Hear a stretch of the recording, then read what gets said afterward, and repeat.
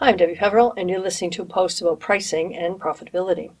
Today I'm talking about offering credit.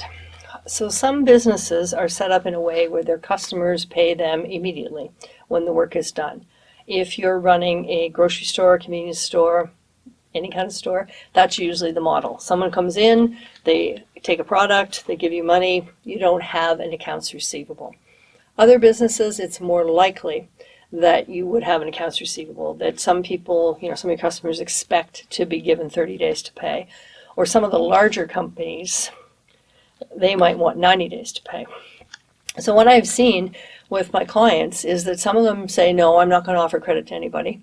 So I'm not going to deal with that big company, and I'm not going to deal with anybody who won't pay me immediately. And of course, that will limit your sales. There are companies that typically will only deal with you if they get 30 days to pay. And the bigger the company is, the more likely that is. So you want to think about whether you can increase your sales if you start to offer credit. And what would go into that? You need to have some credit standards. Who are you going to offer credit to? What do they have to have? What do you need to know about them before you're going to let them pay you later? You're going to think about how long you're going to give them to pay. 30 days, 45 days, 90 days. Are you going to charge interest? There's a number of things to do.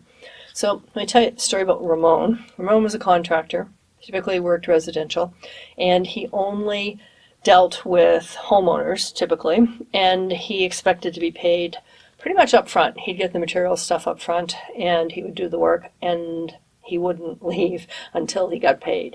So he never had to worry about accounts receivable. Wasn't the guy who had that problem. But he comes to the attention of a couple of general contractors. And the deal with dealing with a general contractor is that he would get months of work at a time. Could go to the same place every day, would make more money because he wouldn't be dealing with homeowners. He'd be dealing with businesses that have more cash flow, I guess, to pay better fees. But the contractor would pay him 30 days later. So he would work all of September, and he wouldn't get paid until the end of October. And, he wasn't too excited about that. So what happened was, of course, he went to his accountant and took a look at the math and was it going to be worthwhile? But what Ramon didn't have to worry about was that the contractor was going to pay. He knew that, he had good reputation. He was going to get his money. He was just going to have to wait for it. And the thing is, once, that first month is over, you're getting paid every single month. So it was just a question of getting past that first month in order for him to be making the extra money. So he did it, and all went well.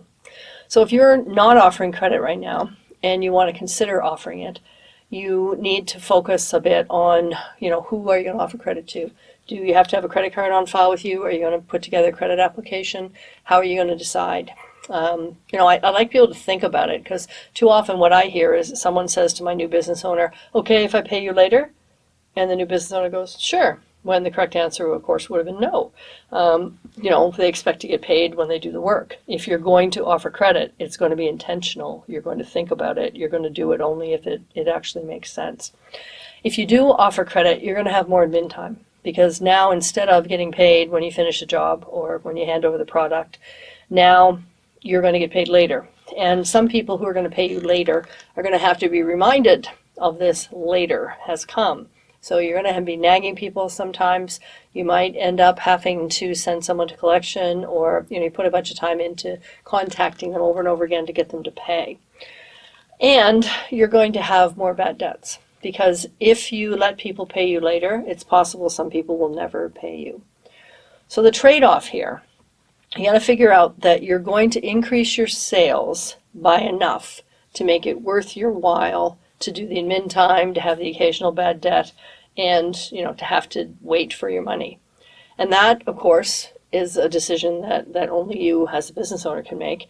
But if you're not currently offering credit, I would encourage you to think about it, because it's guaranteed it'll increase your sales.